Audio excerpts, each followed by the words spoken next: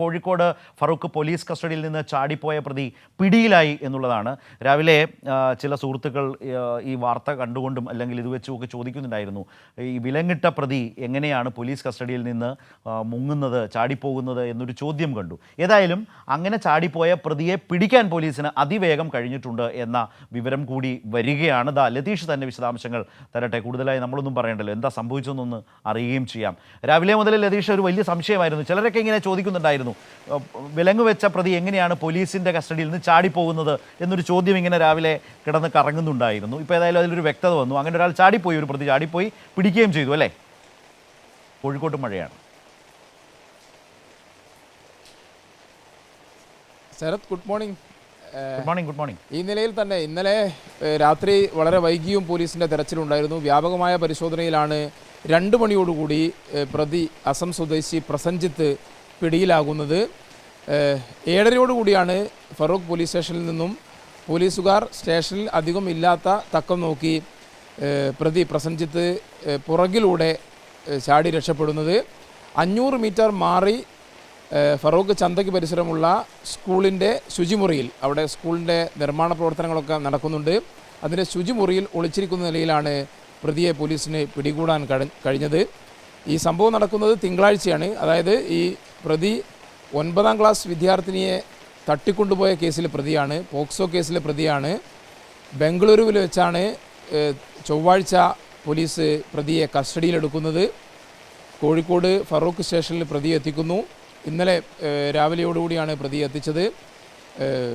പ്രാഥമികമായ ചോദ്യം ചെയ്യലെല്ലാം പൂർത്തിയാക്കി, മെഡിക്കൽ പരിശോധനയും പൂർത്തിയാക്കി കോടതിയിലേക്ക് കൊണ്ടുപോകുന്നതിന് മുമ്പ് ഉള്ള തയ്യാറെടുപ്പിൻ്റെ സമയത്താണ് പോലീസ് മറ്റൊരു ഡ്യൂട്ടിക്ക് പോയ ഘട്ടം നോക്കി അധികം പോലീസുകാർ സ്റ്റേഷനിൽ ഇല്ലാത്ത തക്കം നോക്കി സ്റ്റേഷൻ്റെ പുറകിലൂടെ ഇദ്ദേഹം ചാടി രക്ഷപ്പെടുന്നത്.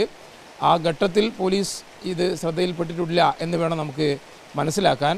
എന്തായാലും ശ്രദ്ധയിൽപ്പെട്ട ഉടൻ തന്നെ പോലീസ് വ്യാപകമായി തന്നെ പരിശോധന നടത്തി. ഇരു കൈയിലും വിലങ്ങുള്ള പ്രതിയാണ് എന്നതുകൊണ്ട് തന്നെ പോലീസിനു തന്നെ ഒരു ആശ്വാസം ഉണ്ടായിരുന്നു, വളരെ വേഗത്തിൽ ഇദ്ദേഹത്തെ കണ്ടെത്താൻ കഴിയുമെന്ന്. എന്നാൽ രാത്രി ആണ് തെരച്ചിൽ നടക്കുന്നത്.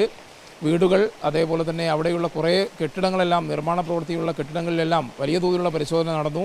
നമ്മളും ആ പരിശോധന ഘട്ടത്തിലൊക്കെ അവിടെ ഉണ്ടായിരുന്നു. രാത്രി വ്യാപകമായ പരിശോധനയാണ് പോലീസിൻ്റെ ഭാഗത്തുനിന്നുണ്ടായത്. സമീപത്ത് റെയിൽവേ സ്റ്റേഷനുണ്ട്, റെയിൽവേ സ്റ്റേഷൻ കേന്ദ്രീകരിച്ചുള്ള പരിശോധന.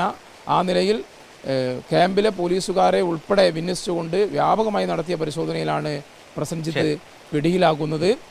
ഇന്ന് 5:30 തന്നെ പ്രതിയെ ലതീഷ് ഇപ്പോൾ സൂചിപ്പിച്ചതുപോലെ വളരെ പ്രധാനപ്പെട്ട കാര്യമാണ് പോലീസ് കസ്റ്റഡിയിൽ നിന്ന് പ്രതി ചാടിപ്പോവുക, കടന്നുകളയുക. പക്ഷേ വളരെ ശക്തമായ തെരച്ചിലൂടെ ആ പ്രതിയെ കണ്ടുപിടിച്ച ആ ഒരു സാഹചര്യത്തെക്കുറിച്ചൊക്കെയാണ് ഇപ്പോൾ ലതീഷ് വളരെ കാര്യമായി തന്നെ വ്യക്തമായി സൂചിപ്പിച്ചത്. ഒരു കാര്യം കൂടി ലതീഷ്, അവിടെ മഴയുണ്ടല്ലേ കോഴിക്കോട്? പെട്ടെന്ന് ലൈവ് തുടങ്ങുന്ന സമയത്താണ് പെട്ടെന്നാണ് മഴ പെയ്തത്. ഇതുവരെ മഴ ഉണ്ടായിരുന്നില്ല, ഇപ്പോൾ മഴ ആരംഭിച്ചിട്ടുണ്ട്. കോഴിക്കോട് നിലവിൽ യെല്ലോ അലേർട്ടാണുള്ളത്. ശരത്, ഏതായാലും അത് കാരണം കുടയൊന്നുമില്ലാതെ അല്പം മഴ കൊള്ളാതെ ഒന്ന് കയറി നിൽക്കേണ്ടി വന്നു. ആ നിൽപ്പ് കണ്ടിട്ടാണ് ചോദിച്ചത്. മഴ പെയ്യുന്നുണ്ട്, പക്ഷേ കയ്യിൽ കുട കാണാനുമില്ല. അപ്പോൾ ലൈവിലേക്ക് വരുന്നതിന് തൊട്ട് മുമ്പ് കിട്ടിയ പണിയാണ് മഴ, അല്ലേ?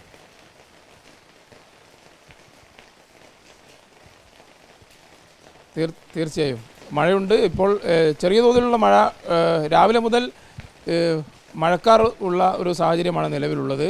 ഇപ്പോൾ വളരെ പെട്ടെന്നാണ് മഴ ആരംഭിച്ചത്. ഞാൻ നേരത്തെ സൂചിപ്പിച്ച പോലെ തന്നെ യെല്ലോ അലേർട്ടാണ് കോഴിക്കോട് ജില്ലയിൽ നിലനിൽക്കുന്നത്. യെല്ലോ അലേർട്ടാണ് കോഴിക്കോട് ജില്ലയിൽ നിലനിൽക്കുന്നത്. ശരത്, രാവിലെ എന്താണ് ലതീഷ് ഒരു ഉഷാറ് കുറവ്? എന്തോ ആലോചിച്ചുകൊണ്ട് കാര്യങ്ങൾ പറയുന്ന പോലെ തോന്നുകയാണ്. അതുകൊണ്ട് ഇടയ്ക്കിടയ്ക്ക് എവിടെയോ ഒരു ഒരു ഒരു ഒരു തട്ടും തടവും ഇങ്ങനെ കാണുന്നുണ്ട്. ഞാനത് ആലോചിച്ചു. സാറിന് ഇങ്ങനെയല്ല ലതീഷ്, ഭയങ്കര കാര്യമായി പറഞ്ഞു പോകുന്ന ഒരാളാണ്. രാവിലെ എന്തോ ഒരു പ്രശ്നം സംഭവിച്ചിട്ടുണ്ടെന്ന് തോന്നുന്നു. പൊതു കടിക്കുന്നുണ്ടെന്ന് ലതീഷിനെ. അത് ഈ മഴയുടെ പ്രശ്നം തന്നെയാണ്. ലൈവ് തുടങ്ങുന്നതിന് തൊട്ട് മുമ്പ് മഴ വന്ന സമയത്തുള്ള ഒരു പ്രശ്നമാണ്. അതെ, ഒട്ടും കംഫർട്ടബിൾ അല്ലാതെ കിട്ടിയില്ല. ശരി, നടക്കട്ടെ, അതുകൊണ്ട് വേഗം വിട്ടേക്കാം. പക്ഷെ ഒരു വാർത്ത കൂടി ഉണ്ടല്ലോ, ഈ വടകര വള്ളിക്കാട് കാറിടിപ്പിച്ച് കടന്നുപോയൊരു കേസ്, അതിൻ്റെ ഒരു സ്ഥിതി എന്തായി? അതെന്താണ്?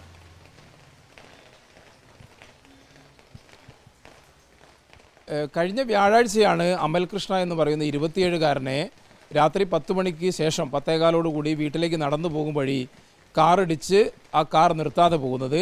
ഒരാഴ്ചയ്ക്ക് ശേഷം ഇന്നലെ ഗുരുതരമായി തലയ്ക്കായിരുന്നു ഗുരുതരമായി പരുക്കേറ്റത്.